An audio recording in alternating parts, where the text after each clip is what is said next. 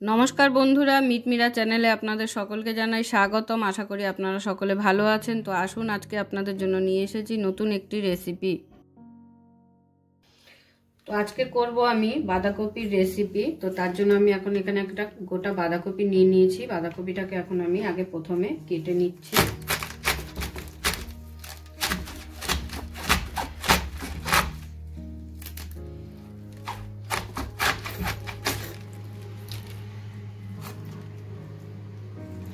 বাঁধাকপিটা আমি প্লেনভাবেই রান্না করব, কোনো মাছের মাথা টাথা কিছুই দেব না, একদম সিম্পলভাবে রান্না করে দেখাবো। শীতকালের সবজি সবই খেতে ভালো লাগে। তো সম্পূর্ণ বাঁধাকপি আমার কেটে নেওয়া হয়ে গেছে, পুরো গোটা বাঁধাকপিটাই কেটে ফেলেছি। এরপর আমি রান্নাটা শুরু করব। আপনারা দেখতে থাকুন আর সঙ্গে থাকুন, ভিডিওটি কেউ স্কিপ করবেন না। খুবই সিম্পলভাবে আমি বাঁধাকপিটা রান্না করে আজকে দেখাবো। এবারে আমি শুরু করে দেবো রান্নাটা। তো বাঁধাকপিটাকে আমি ধুয়ে জল ঝরিয়ে নিয়েছি ভালো করে, আর সমস্ত সবজি তো কেটে আপনাদের দেখিয়ে দিলাম যে সবজিগুলোকে আমি কিভাবে কাটলাম। তো এবারে আমি রান্নাটা চলুন শুরু করছি। প্রথমে বাঁধাকপিটাকে আমি একটু হালকা জল গরম করে ভাপিয়ে নেব। তো বাঁধাকপিটা ভাপাবো বলে আমি কড়াইতে অলরেডি জল গরম করতে বসিয়ে দিয়েছিলাম। তো এবারে দিয়ে দিচ্ছি নুন একটু, যাতে বাঁধাকপিটা একটু ভালোভাবে সেদ্ধ হয়ে নরম হয়ে যায়। তো এবারে দিয়ে দেবো বাঁধাকপিগুলো। হালকা ভাপিয়ে নিলে কি হয়, অনেকেরই গ্যাসের সমস্যা থাকে, গ্যাস অম্বলে। তো এই ভাপিয়ে নিয়ে যদি জলটা ফেলে দেওয়া হয় তাহলে কিন্তু আর গ্যাস অম্বলের কোনো সমস্যা হয় না। দিয়ে দিচ্ছি ঢাকা, বেশিক্ষণ না, 5 মিনিটের মতো, 5 মিনিটও লাগবে না, 3 থেকে 4 মিনিট একটু ভাপিয়ে নিলেই হয়ে যাবে।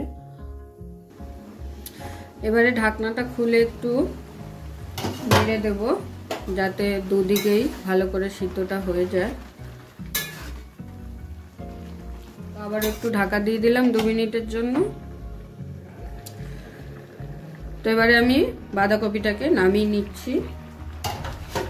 একটি ঝুড়িতে করে জলটা ঝরাতে দিয়ে দেবো। বাঁধাকপি ভাপিয়ে নেওয়া হয়ে গেছে আমার। এবারে আমি রান্নাটা শুরু করব। তো দিয়ে দিচ্ছি প্রথমে সর্ষের তেল।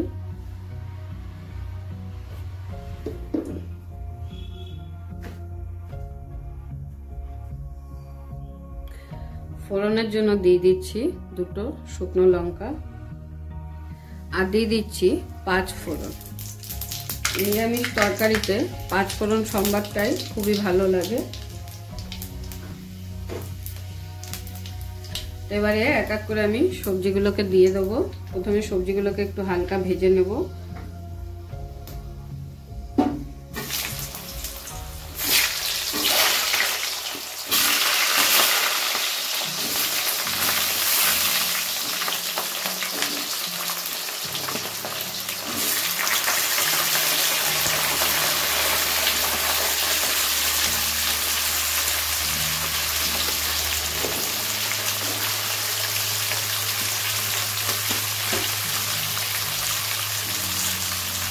তো বেগুনটা এখন আমি দিলাম না, বেগুনটা পরে দেব, যেহেতু বেগুনটা নরম হয় তো বেগুনটা তাড়াতাড়ি গলে যাবে, সেই কারণে বেগুনটা একটু পরে দেব। প্রথমে এই শক্ত সবজিগুলোকে একটু ভেজে নিচ্ছি।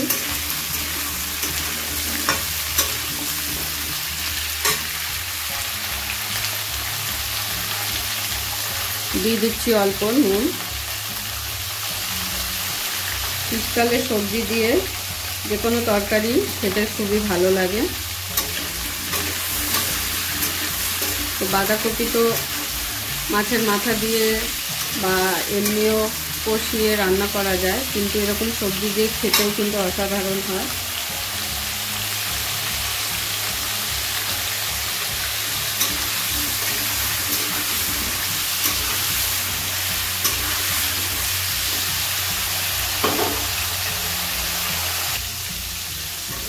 এই সবজিগুলোকে হালকা করে ভেজে নেওয়া হয়ে গেছে আমার। এবারে আমি পরের সবজিগুলো দিয়ে দিচ্ছি কড়াইশুঁটি,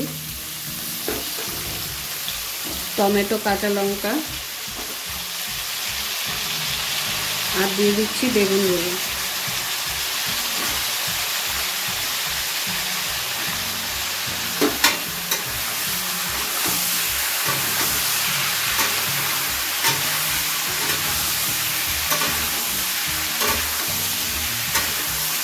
সব সবজিগুলোকে একসাথে এবার 2 থেকে 3 মিনিট একটু ভালো করে ভেজে নেব। তো সব সবজিগুলোকে একসাথে ভালো করে ভেজে নিয়েছি। এবারে আমি দিয়ে দেবো বাঁধাকপিটা।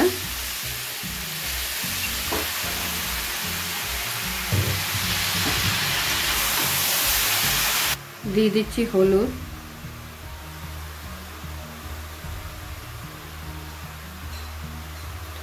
এই সবজিটা করতে তেমন কিছু মশলা প্রয়োজন হয় না, কাঁচা লঙ্কা চিড়েও দিতে পারেন বা বাটাও দিতে পারেন। তো একটু নুন হলুদ দিয়ে ভালো করে সাঁতলে নেব, নিয়ে আবারও আমি একটু ঢাকা দিয়ে দেবো। তো সব কিছু সাঁতলে নিয়ে আবারও একটু চাপা দিয়ে দিলাম। তো আরেকদিকে আমি একটি মশলা রেডি করে নেব। তো মশলাটা রেডি করার জন্য আরেকদিকে আমি বসিয়ে দিয়েছি আরেকটা কড়াই। এটা হচ্ছে গোটা জিরে। গোটা জিরেটাকে আমি একটু শুকনো খোলায় টেলে নেব। তো টেলে নেওয়া হয়ে গেছে, এবার আমি নামিয়ে নিচ্ছি। শুকনো খোলায় টেলে নেওয়ার পরে এটাকে একটু গুঁড়ো করে নেব।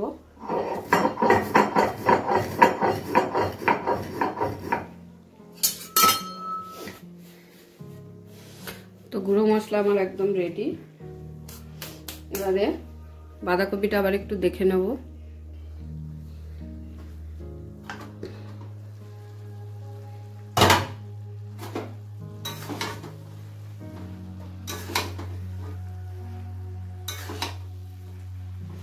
বাঁধাকপিটা যেহেতু আগে থাকতে আমি সিদ্ধ করে নিয়েছি, তো সিদ্ধ হওয়ার জন্য অপেক্ষা করতে হবে এমন কোনো ব্যাপার না। যদি কেউ সিদ্ধ না করে রান্না করেন তাহলে একটু বেশি সময় ধরেই সিদ্ধ করতে হবে।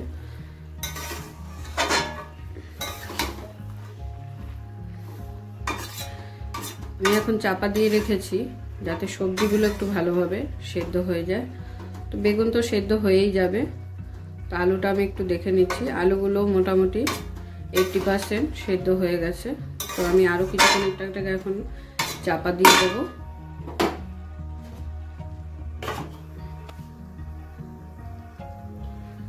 তো প্রায় 10 মিনিট হয়ে গেছে, আমি ঢাকা দিয়ে রেখেছিলাম। ফাইনালি এবার দেখে নেব সব সবজিগুলো ভালোভাবে সিদ্ধ হয়েছে নাকি। তো আলু একদম গলে গেছে, তার মানে সবজি ভালোভাবে সিদ্ধ হয়ে গেছে। গাজরও সিদ্ধ হয়ে গেছে। তো এবার একটু নেড়ে চেড়ে আমি নামিয়ে নেব। এই সবজিটা দিয়ে রুটি খেতেও কিন্তু খুবই অসাধারণ লাগে, আর ভাত খেতেও ভালো লাগে। ভাত রুটি সব কিছুর সাথেই খাওয়া যায়। তো এবার আমি যে জিরেটা শুকনো খোলার তেলে গুঁড়ো করে নিলাম সেটা একটু দিয়ে দেবো। যে কোনো নিরামিষ তরকারিতে এই মশলাটা যদি পড়ে তাহলে কিন্তু সেই সবজির স্বাদটাই বদলে যায়।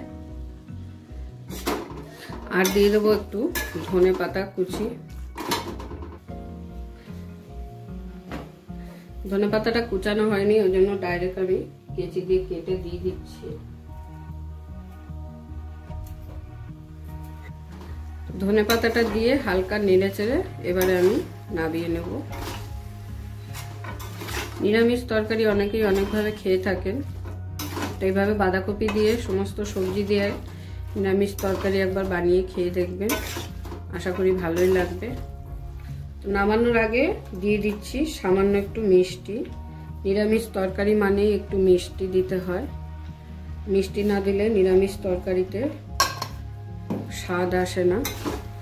তো সেই কারণে নামানোর আগে দিয়ে দিলাম সামান্য পরিমাণে মিষ্টি। তো ফাইনালি আমার নিরামিষ সবজি একদম রেডি। আমি একটি প্লেটে এবার সার্ভ করে নেব। আপনাদের যদি ভিডিওটা ভালো লেগে থাকে তাহলে অবশ্যই ভিডিওটা লাইক করবেন এবং এরকম আরও নতুন ভিডিও দেখার জন্য আমার চ্যানেলটা সাবস্ক্রাইব করে দেবেন। আর আপনাদের যদি কোনো প্রশ্ন থাকে অবশ্যই কমেন্ট করে জানাবেন। সকলে ভালো থাকবেন, সুস্থ থাকবেন।